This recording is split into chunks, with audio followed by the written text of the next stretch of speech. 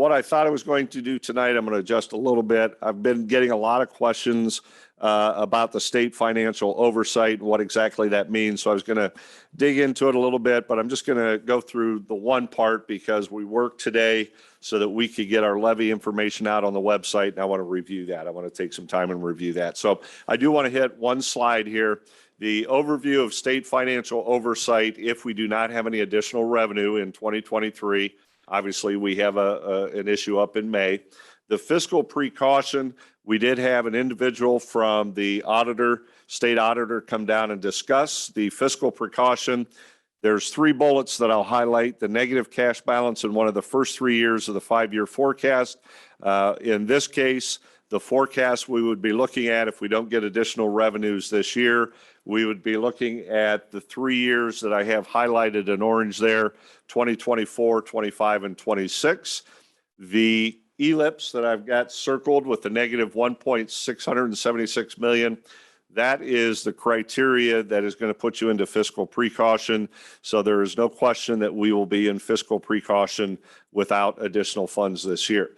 I think trying to keep it at a general level, this is a governmental process. It can get a little bit murky. It's based on a forecast, but I think the best way I would explain it is if I had my financial advisor come to me, or better known as my wife, but if she said that, Mike, you're in fiscal distress, I'm going to put you in fiscal precaution, and I want to plan on how you're going to get out of that, I've now lost a little control over what I'm doing.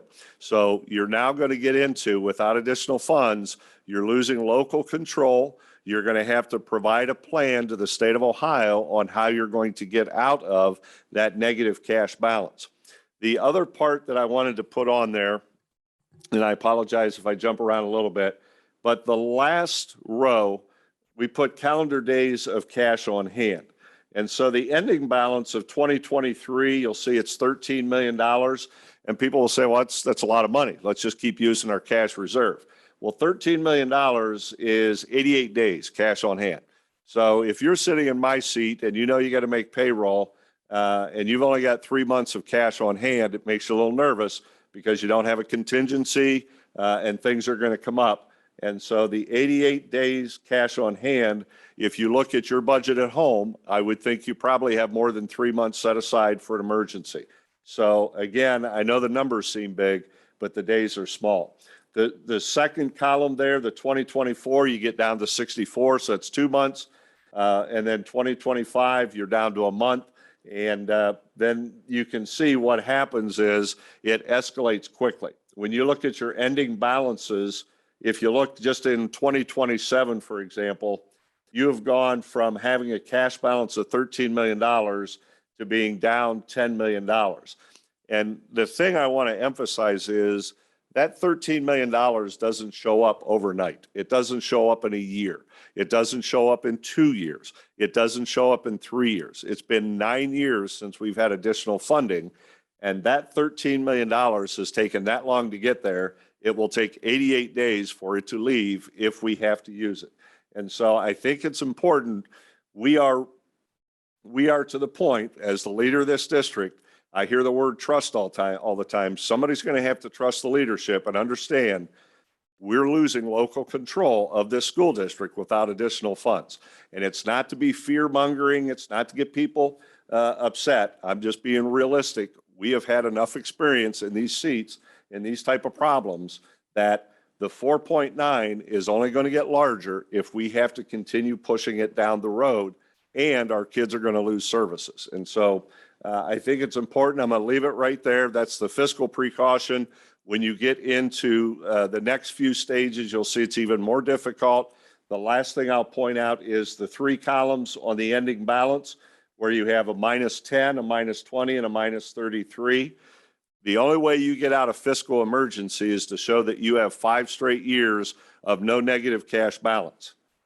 That's going to be tough. If you're down $10 million, $20 million, $30 million, that's going to be pretty tough to get out. And you're losing with every step, you're losing more and more local control of your school district and what you want to see for your kids.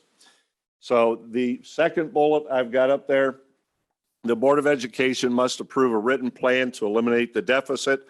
That plan really is, it's not calculus, it's kind of pre-algebra. You're going to have to see what expenditures you can cut and how you can raise revenue. And so a levy is going to be a part of it. I've said many, many times, I dislike running levies.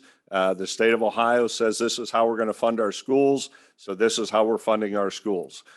We don't enjoy it. We try and keep it as reasonable as possible. The longer this goes on, the less reasonable it's going to seem, because you have a lot of cash reserves that are dwindling. The next page shows you, it's a sample letter from the Ohio Department of Education. The district will receive that. The 5-year forecast is going to be updated in November. If there are no additional revenues in November, we will receive this letter in December, and it will ask for a written plan for us to determine how we're going to get out of the situation that we're in. And that is going to be difficult without new revenues this year. So I'm going to leave it at that with fiscal precaution. Next month, I'll go over the next few steps, but I really have to emphasize to our community, it's time we're going to have to trust these numbers. It's time we're going to have to trust that we are trying to do what's best for our kids at a reasonable price, because we do a lot of great things for our kids that we don't want to see go away. Next slide. What we have, I'll spend a couple minutes on what has been put on the website.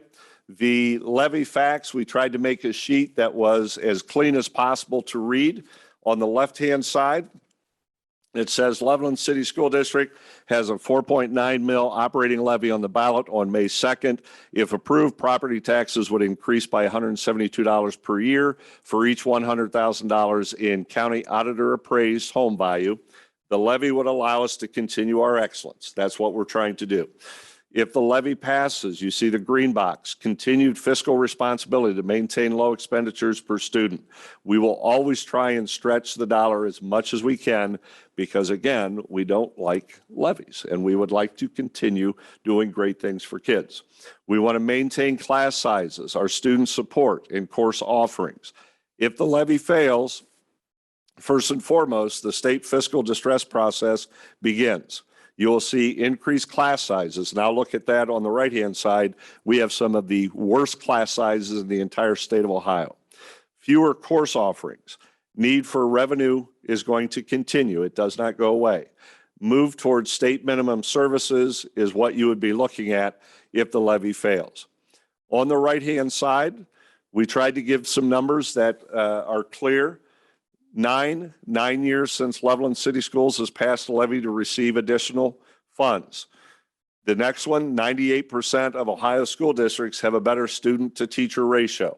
We are in the bottom 2% when it comes to, it's kind of a class size measure. We're in the bottom 2% of over 600 school districts in the state of Ohio.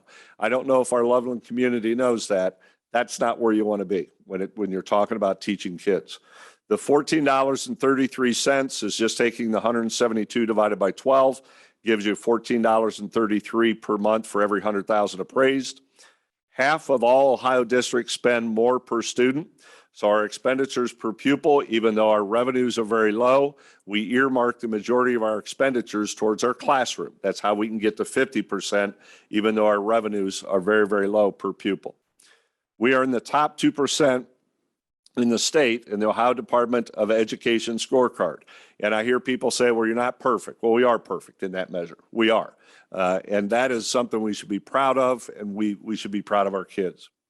92% of all Ohio school districts receive more money per student. That comes down to revenue.